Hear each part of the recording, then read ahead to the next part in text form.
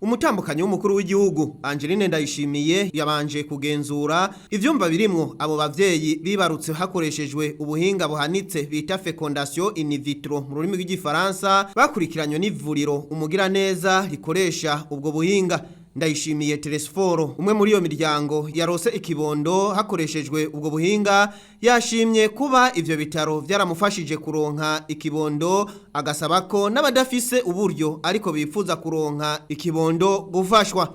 Ubwa mbere nshimire Imana yo yakoze ibishoboka byose igacisha muri fondation umugira neza ibicishije kuri umuvyeyi mama Burundi kugira ngo ashobore kwiyumvira abavyeyi bipfuza ikibondo ariko ugasanga biragoranye. Twebwe turi n'akanyamuneza kenshi ku mutima ntitworonka n'ingene twobivuga kuva biba n'ubu turacari mu kanyamuneza ka Pasika tubananya dukengurukira Imana yo yakoze ivyiza ikabicisha kuri uyu muvyeyi wacu.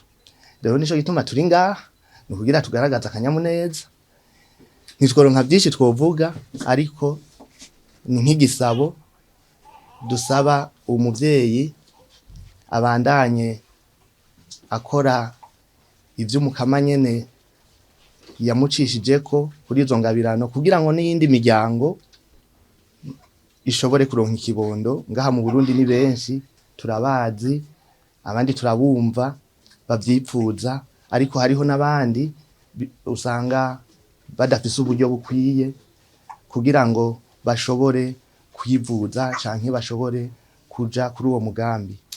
Rero ni nk'igisabo ko Imana yamuhaye uwo mutima, nabo rero badafise uburyo bukwiye babandanye babibuka, haba igihugu kigashiraho umugambi nk'uyu ujejwe gufasha ingo nk'izi zatevye kuronka ikibondo bakabishira mu mugambi wa leta, nk'uko hariyo n'indi migambi haba kuvuza abana ku buntu, abavyeyi bibaruka ku buntu, haba izindi ngwara zitandukanye umugambi wa imigambi ya leta ifasha. N'igisabo dusavye rero ibisigaye twebwe turakengurutse nakanyamuneza gusa ntituronka nico twovuga, yaba dufise byinshi ngira tworonka natwe ico dufashisha n'abandi tugaterera natwebwe nyene nk'abagiriwe ayo mahigwe, umwe wese ico ashoboye nk'umurundi natwebwe tuzobandanya tugerageza kwegeranya utwo dushoboye kugira ngo n'abandi bafite izo ngorane batishoboye bashobore kuronka ayo mahirwe yo kuronka ikibondo. Nayo ku kibazo ca Telesforo Ndayishimiye yasaba n'abandi gufashwa mutambukanyi w'umukuru w'igihugu Angeline Ndayishimiye yishuye ati burya nta muntu agira ibintu ibikwiye n'umutima wo gufasha n'urukundo rwo gufasha. Ico ndamwemereye nuko tugiye gushiraho agakesi hajya kuri polyclinique mugira neza kanditseko IVF kugira umuntu wese afise umutima wo gufasha agende ashiramwo, kuko n'ijambo ry'Imana ivuga ngo ico utangishije n'ukuryo ibafa ntikibumenye. Umutambukanyi w'umukuru w'igihugu Angeline Ndayishimiye mu ijambo yashikirije yamenyesheje ko muri abo barose ibibondo harimwo abari bamaze imyaka 12, akavuga ko ari icizere ku bantu bafise ikibazo c'ubugumba yuko atakinanira Imana. Ugitangura twarose abana 3 mu miryango 2, umuryango umwe wavyaye amahasa ubundi n'abavyaye umwana umwe ubagomba bakwize umwaka. Bonaho turose abana 4, mwabonye 3 ariko hari undi yavukiye i Nairobi. Byo byose tubishimira Imana.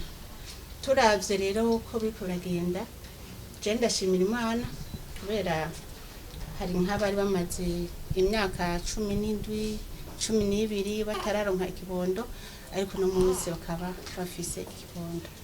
Ivyo rero ni cizere ku bantu bose bafise ico kibazo c'ubugumba yuko atakinanira Imana kandi bishoboka.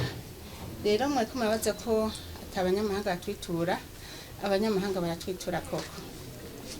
Hariho iyindi miryango ine turindiriye abana muri uno mwaka.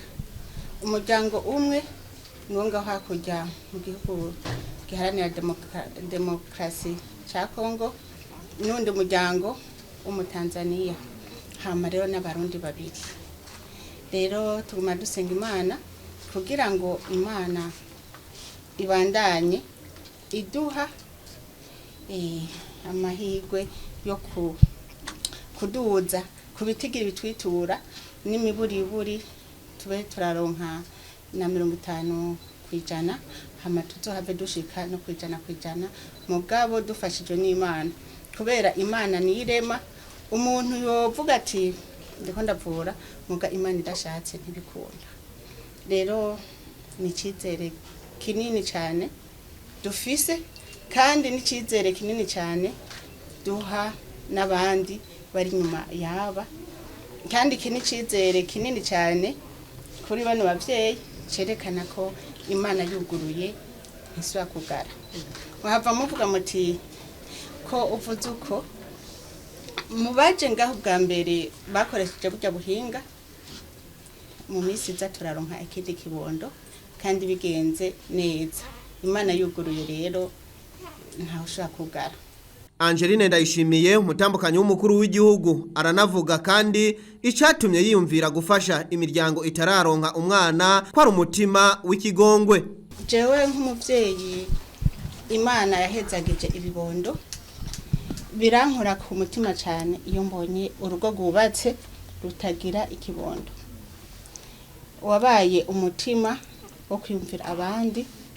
Ikindi naco ivyigwa twagira amaseminaire, twarabona abakenyezi bangamirwa cyane, ndetse hari nabo twabonye mu kibano n'amaso yacu canke mu miryango, ugasanga umukenyezi atarose amahirwe yo kwibaruka, ubugumba baboremeka umukenyezi, agakubitwa agahamwa n'umuryango yagiyemwo kwaje guhonya umuryango, ariko ubugumba buba busangiwe. Kubera jo sinoka kukivuga, hariho seminaire batweretse turi kumwe na Fondation Merck, umugore gushika bamuca amaboko yose kubera atibarutse. Rero je byankoze ku mutima cyane. Hanyuma kandi ndashimira na Dr. Gilbert kuko yarantintege cyane muri uwo mugambi, aranyizeza ko bishoboka, nanjye ndavyizera. Duca turaja ku kivi turawutanguza, hanyuma kubona harose amahirwe imiryango ibiri byaduhaye inguvu n'icizere cyo kubandanya. Murabibona ko namwe ko ubonye n'imiryango ine yibarutse ubu, kandi ku yindi ncuro imiryango ine, kandi turiteze abandi bana. Ntimumbaze ngo bangahe, ibyo nibanga ry'abaganga na bene kuba babafise.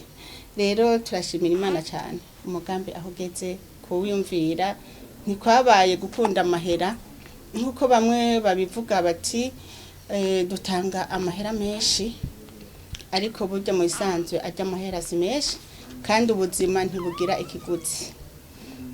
Je nagenda baza bagiye kuronderera hanze amahera bakoresha y'amanyamahanga, hotel, kwiyunguruza, gufungura, kwivuza, n'amahera menshi cyane gusumba ayo batanga mu Burundi. Rero mboneyeho no kuremesha abarundi bafise ico kibazo c'ubugumba ko ngaha mu Burundi inyishu yatowe kuri Fondation Mugiraneza kandi no kuri Polyclinique Mugiraneza. Umutambukanyi w'umukuru w'igihugu Angeline Ndayishimiye akabagendeye abo bibarutse hakoreshejwe ubuhinga buhanitse bita fecondation in vitro mu rurimi rw'igifaransa, abashiriye ivyankenegwa umuvyeyi akenera n'ikibondo.